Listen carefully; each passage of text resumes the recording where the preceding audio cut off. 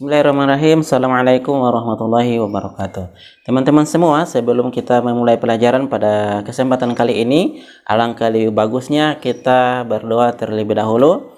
Kita awali dari Ummul Kitab surat Al-Fatihah. A'udzu billahi minasyaitonir rajim. Bismillahirrahmanirrahim.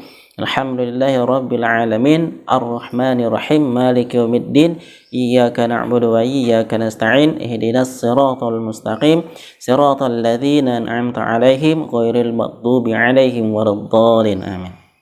Kita lanjut dengan doa belajar. Rabbi zidni ilman warzuqni fahman. Ya Allah, berikanlah kami ilmu dan berikanlah kami pemahaman.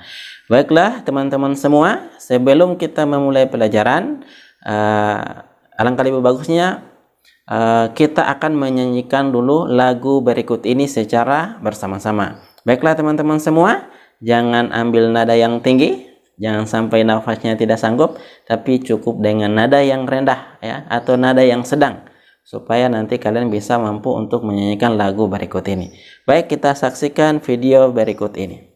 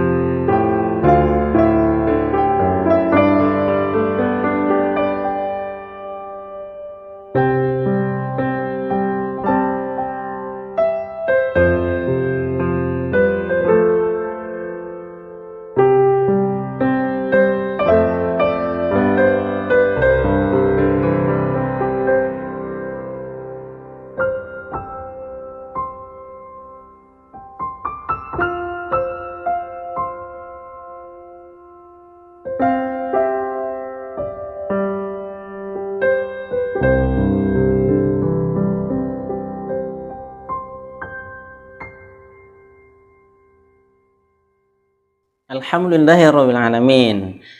Kalau teman-teman tadi sudah menyanyikan secara bersama-sama lagu yang Ustadz tunjukkan tadi, kira-kira teman-teman bisa mengambil kesimpulan dari lagu tadi apa? Coba teman-teman ambil kertas, kemudian jawab pertanyaan Ustadz berikut ini. Yang pertama, apakah teman-teman bisa menyanyikan lagu tersebut? Silakan tulis. Ya. Kalau bisa, silakan tulis saya bisa. Kalau tidak bisa, bilang saya tidak bisa. Atau nafasnya terhengak-hengak. Oke. Kemudian, kalau sudah dijawab, sekarang pertanyaan yang kedua. Kira-kira menurut teman-teman, judul lagu yang teman-teman nyanyikan tadi apa? Ayo. Ini adalah judul lagu yang gampang sekali. Ya. Kita sudah pelajari dari SD, ya. Jadi kalau misalnya tidak tahu jawaban ini, Ustadz meragukan kalian pernah sekolah di SD atau tidak. Oke, berikutnya adalah pertanyaan ketiga. Siapakah pencipta lagu tersebut? Ayo, gampang ini ya. Lebih susah tidur daripada menjawab pertanyaan ini kayaknya. Pertanyaan ketiga, kemudian pertanyaan keempat, insya Allah ini bisa dijawab lagi. Menurut teman-teman ya, setelah mencoba menyanyikan lagu tadi, coba teman-teman sebutkan organ-organ apa ya, organ-organ tubuh bagian apakah yang digunakan untuk menyanyi tadi ya. Jadi kalau teman-teman tadi sudah menyanyi, pasti sudah tahu organ tubuh bagian mana yang digunakan untuk menyanyi. Silakan dijawab pertanyaannya. Ustadz kasih kesempatan 5 menit untuk menjawab pertanyaan. Silakan. Baik teman-teman, kalau sudah dijawab, sekarang coba teman-teman cek jawabannya ya.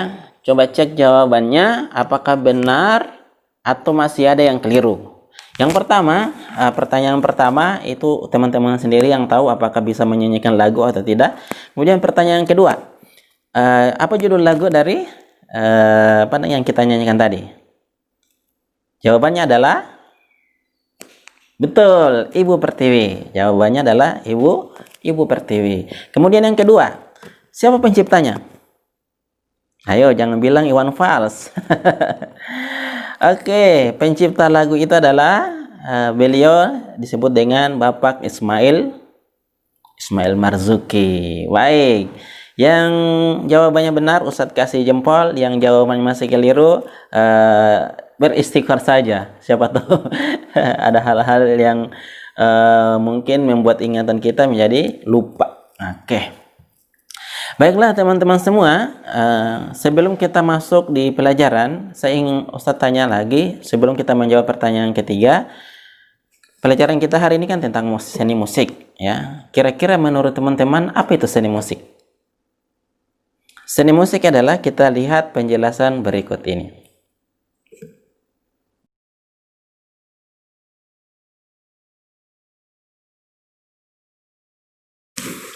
Baiklah teman-teman semua, seni musik ya, teman-teman semua, seni musik itu pelajaran yang sangat luas. Jadi pada kesempatan kali ini Ustadz akan mengajak teman-teman semua belajar tentang menyanyi dengan unisono. Apa itu menyanyi dengan unisono? Apakah teman-teman sudah tahu? Oke, kata unisono itu, unisono ini berasal dari dua kata. Ada uni, ada sono. Uni artinya satu, sono artinya suara. Jadi kita bisa simpulkan bahwa menyanyi dengan unisono itu adalah menyanyi dengan satu suara. Seperti apa menyanyi dengan satu suara itu? Baiklah teman-teman. Teman-teman, menyanyi unisono biasa juga disebut dengan menyanyi dengan perseorangan ya, menyanyi dengan perseorangan. Artinya, menyanyi unisono tidak dapat dilakukan dengan seorang diri ya. Menyanyi unisono ini tidak bisa dilakukan dengan seorang diri, tetapi dilakukan dengan sekelompok orang dengan satu suara. Jadi sengaja tadi Ustadz ajak teman-teman semua untuk menyanyi ya, menyanyi lagu para pahlawan tadi. Ibu Pertiwi menyanyikan dengan secara bersama-sama, karena memang unisono itu adalah menyanyi dengan secara bersama-sama dengan satu suara. Maksudnya dengan satu suara apa? Ini jadi pertanyaan lagi. Satu suara maksudnya begini. Jadi ketika menyanyi unisono itu, unisono dengan satu suara, maksudnya ketika menyanyi Ketika nada rendah, maka semuanya dengan nada yang rendah, maksudnya dengan nada yang sama. Jangan sampai satu nadanya tinggi, satu nadanya rendah. Jadi nampak tidak indah kedengarannya. Tapi kalau misalnya dengan suara yang sama, dengan nada yang sama, dengan satu suara yang sama, maka dia akan menjadi lebih indah. Jadi saat menyanyi unisono ini dibutuhkan kerjasama dan saling peduli ya, sehingga suara yang ditimbulkan menjadi harmoni. Jadi seperti yang Ustaz jelaskan tadi, kalau misalnya satu nada tinggi, satu nada rendah, maka tidak akan menghasilkan nada yang indah. Baik, teman-teman semua, nyanyi dengan unisono ini banyak dipraktekkan dalam lagu-lagu nasional. Biasa setiap hari Senin pada saat upacara bendera, itu paduan suara menyanyikan lagu pahlawan dengan unisono ya, satu unit dengan satu suara yang sama, satu kelompok dengan satu suara yang sama. Itulah yang disebut dengan menyanyi dengan unisono. Baik, teman-teman, kalau sudah dipahami pelajaran yang tadi, sekarang kita lanjut ke pelajaran berikutnya. Pelajaran berikutnya adalah yaitu teknik vokal dan organ suara manusia. Baik teman-teman, apakah teman-teman pernah nonton audisi ya? Pernah nonton audisi lagu seperti itu? Apakah Indonesian Idol, apalagi ya? Ada The Academy, apalagi dan lain sebagainya. Maka biasanya pada audisi itu ada juri-juri yang berdiri di depan. Ya. Ketika juri-juri itu ketika ada penyanyi masuk, kemudian mereka menyanyi, kemudian dinilai oleh juri. Pernahkah teman-teman mendengar ketika juri mengatakan artikulasinya tidak jelas? Ya. Kemudian intonasinya tidak bagus. Nah, jadi kamu gagal. Kira-kira apa yang dimaksud dengan artikulasi? Apa yang dimaksud dengan intonasi? Nah, artikulasi dengan intonasi ini masuk dalam teknik vokal, ya, teknik vokal. Jadi dalam bernyanyi itu harus memperhatikan namanya artikulasi, memperhatikan apa namanya intonasi. Ada juga yang frasering, ya, frasering yang harus diperhatikan juga. Baik, yang pertama, artikulasi. Apa itu artikulasi? Artikulasi artinya apa? Jangan sampai teman-teman bilang begini, artikulasi itu terdiri dari dua kata, arti dan kulasi. Arti ya artinya arti, kulasi artinya kulkas. Jadi arti kulkas bukan ya. Artikulasi maksudnya pengucapan kata demi kata itu dengan baik dan jelas. Jadi jangan sampai pengucapan katanya seperti orang yang berkumur-kumur ya, tahu yang berkumur-kumur? Tidak jelas apa yang diucapkan. Ketika dia menyanyi, ya tidak jelas apa yang diucapkan. Misalnya lagu Pertiwi tadi, Ibu Pertiwi tadi, tadi tidak jelas ya. Tidak jelas. Tapi kalau jelas, kulihat Ibu Pertiwi. Jadi harus jelas artikulasinya. Jadi artikulasi adalah pengucapan kata demi kata dengan baik dan jelas. Kemudian yang kedua adalah ada namanya intonasi. Jangan bilang into itu terdiri dari dua kata, into dan nasi, ya bukan. Tapi intonasi itu adalah, ayo apa teman-teman? Yang bisa jawab, Ustaz kasih jempol. Oke, baik. Terima kasih teman-teman sudah menjawab. Yang sudah menjawab, Ustaz kasih jempol. Oke, mantap. Baiklah teman-teman, intonasi artinya tinggi rendahnya suatu nada, ya, tinggi rendahnya suatu nada. Jadi dalam menyanyi perlu diperhatikan juga tinggi rendahnya suatu nada, ya. Jangan sampai pada saat nada rendah, ya rendah semua, ya. Dari awal sampai akhir rendah semua, tidak ada. Padahal di situ aturannya ada nada tinggi. Jadi ini perlu diperhatikan juga dalam menyanyi. Mana pada saat suara itu rendah, mana pada saat suara itu tinggi. Itu yang disebut dengan intonasi. Kemudian yang terakhir adalah frasering. Frasering apa?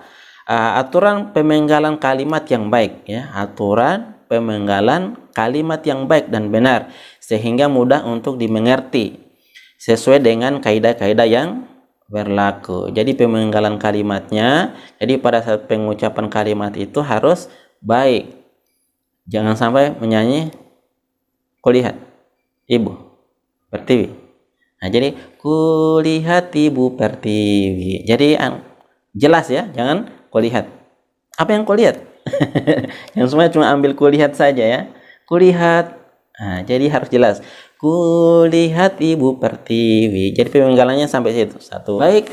Pelajaran terakhir adalah tentang teknik pernapasan. Ini juga perlu diperhatikan dalam bernyanyi.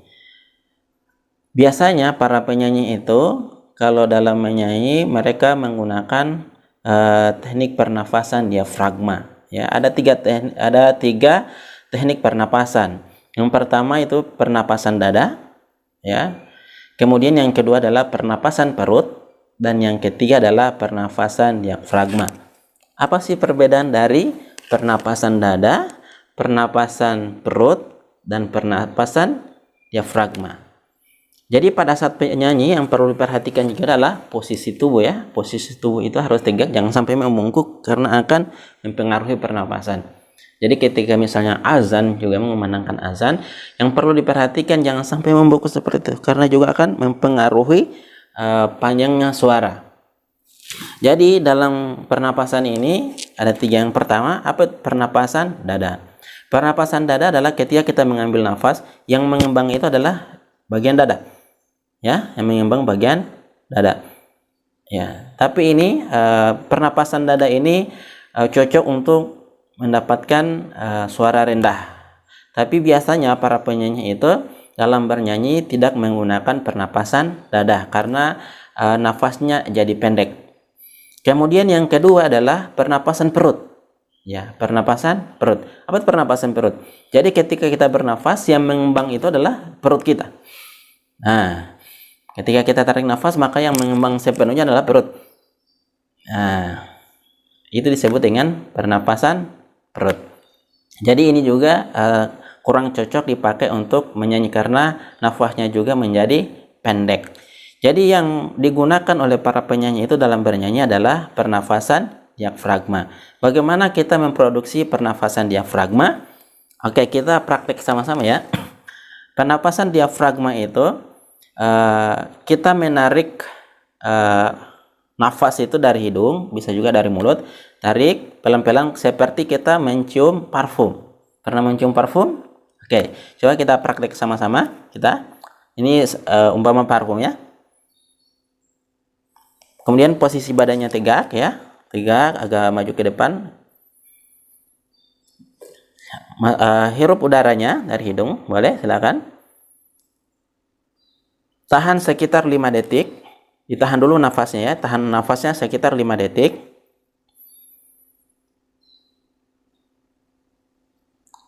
Kemudian dikeluarkan secara pelan-pelan.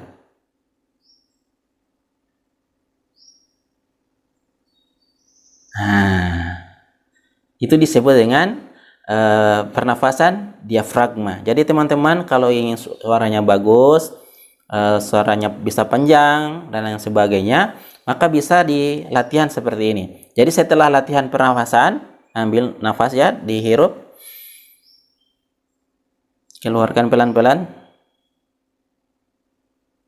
Oke, kemudian dilanjutkan dengan misalnya bisa menggunakan huruf F ya. Tarik, keluarkan dengan huruf F. Seperti itu. Baiklah teman-teman semua, cukup ya, cukup untuk materi kita pada kesempatan kali ini. Insya Allah bermanfaat. Jangan lupa sering latihan setiap pagi, atur pernafasannya. Jadi bukan hanya untuk dipakai dalam bernyanyi, tentunya dengan latihan pernafasan akan membantu kita memperpanjang nafas untuk membaca Al-Quran. Azan bagi yang laki-laki tentunya banyak manfaatnya. Baiklah teman-teman semua, semoga bermanfaat. Assalamualaikum warahmatullahi wabarakatuh.